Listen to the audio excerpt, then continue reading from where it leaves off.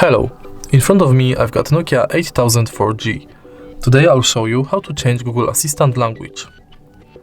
So, firstly, let's open Main menu and enter Assistant. Tap this button to enter languages and select language from the list. For example, Deutsch. Now, tap this middle button to speak. Hello.